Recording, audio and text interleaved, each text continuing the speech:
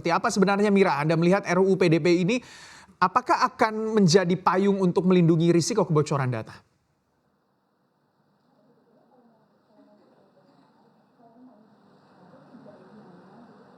Ya Gibran, memang belakangan ini seringkali kita mendengar kasus-kasus tentang kebocoran data pribadi. Mungkin yang baru saja viral yaitu kebocoran 1,3 miliar data pribadi masyarakat berupa NIK dan nomor telepon yang disinyalir didapatkan oleh hacker dari perkumpulan data ketika kita membeli SIM baru. Nah, kasus-kasus seperti ini kemudian menjadi concern masyarakat terkait perlindungan data pribadi masyarakat. Nah, ada angin segar Gibran, yakni berupa DPR dan pemerintah menyepakati rancangan Undang-Undang Perlindungan Data Pribadi atau PDP pada 7 September kemarin untuk dibawa ke sidang paripurna. Nah, dari kabar baik ini namun ada juga survei yang menyatakan bahwa salah satu aspek yang akan terdampak yakni untuk para pelaku usaha. Namun pelaku usaha mengaku belum siap pada penerapan PDP ini. Ini berdasarkan hasil survei yang dilakukan oleh Indonesia Service Dialog yang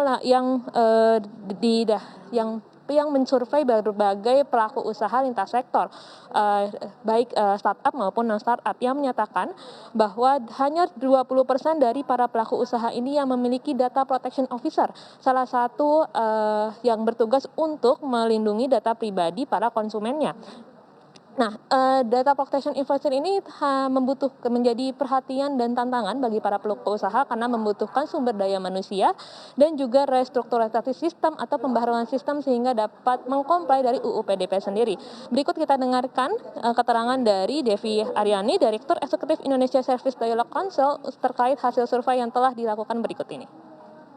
Ya, saat ini kalau berdasarkan hasil survei kami, hanya 19% memiliki data protection officer. 81%-nya itu masih belum memiliki data protection officer. Artinya masih jauh ya dari kesiapan untuk bisa melakukan apa yang tertera di dalam RUU PDP.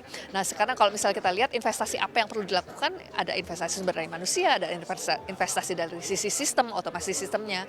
Nah, ini tentunya memerlukan waktu untuk pelaku usaha. Jadi kalau misalnya ditanya apakah mereka siap saat ini, kondisi saat ini banyak yang masih belum siap. Ya Gibran, meskipun menyatakan diri belum siap, hampir 80% persentasenya tadi, namun pengusaha mengaku sangat senang dengan adanya UU PDP ini dan akan berusaha untuk mengkomplai UU PDP sendiri. Namun memang masih butuh waktu atau pendampingan untuk para pelaku usaha mengkomplai UU PDP sendiri. Nah, memang pemerintah tadi sempat menyatakan akan memberikan waktu transisi selama 2 tahun untuk penyesuaian UU PDP sendiri. Namun memang prinsip UU PDP ketika disahkan akan segera diberlakukan, tapi untuk denda administratif yang tercantum di dalamnya akan diberikan waktu transisi selama 2 tahun sehingga pengusaha dapat menyesuaikan diri dengan aturan dari UU PDP sendiri yang akan segera disahkan ini. Tapi memang demikian karena mengingat urgensi UU PDP yang sangat diperlukan oleh masyarakat di inklusi digital sekarang ini, memang pengusaha sudah sepatutnya perlu bersiap untuk mengkomplai UU PDP sendiri. Demikian laporan kami, kembali ke Anda Gibran di studio. Mira Rahmalia, jurnalis CNBC Indonesia, terima kasih untuk laporan Anda.